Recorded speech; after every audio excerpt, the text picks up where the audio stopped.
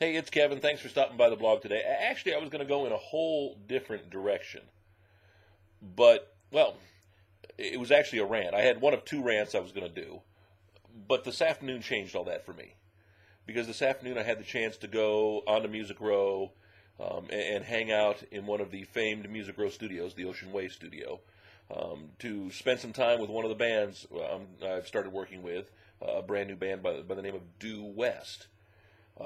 It's always exciting when a minor player, minor cog in the wheel like me gets to go hang out in the studio. When they've asked you to come and listen to what they're doing because they want to get to know you better, they want you to see them in action, and it's always cool. So I went down with a couple of my compadres to watch Due West in action. They were in the process of cutting two songs for their debut album, um, and it re-energized me and reminded me why I do what I do. I said, what I do is boring, is mundane. In the whole big picture, really doesn't matter a whole lot. It's when you go sit in the studio and watch the guys, and you watch the studio musicians, and you watch the producer, and you watch. It's what gets you excited about music again. If you want, as a matter of fact, and I don't know if they're streaming this second, but they have been, and I think they've kept some of the videos up. If you go to their MySpace page, myspace.com/due, D-U-E, West Music. You go there, scroll down a little bit on the right-hand side, and you'll see the quick videos. And you can watch them. They're taking little live videos in their spare time while they're in the studio. Today they've been working on a couple of cuts. One, I don't know if it's going to be the title cut to the album because I don't know if they've decided that yet, but it's kind of like the theme of the band, the history of the band, simply called Due West. And then another one they were working on as I wrapped up today called Teller. And it's just exciting. They hadn't even gotten to the main vocals yet. They were working on scratch vocals. Their producer, Jason Deere, who I've worked with before when I was at Rust for a very short time, is just a brilliant, brilliant guy.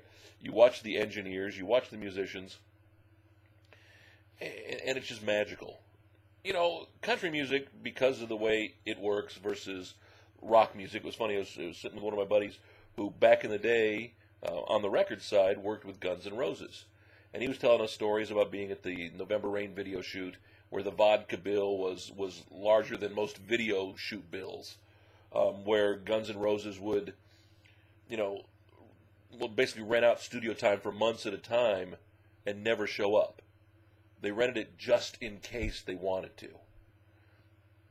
And then it's exciting watching a trio of young guys get their first big shot and how they're genuinely excited to be doing it, and how they're excited to be working with us, and how they're excited to get to know us. And what's funny is it's like, I was talking with their lead singer, Tim Gates, and Tim was like, man, you just look so familiar. Why do I know you? And I kind of told him about my history. And he goes, oh, I was working in Blackhawk's band. I met you at Rust. And it was like, what a small town. What a small world.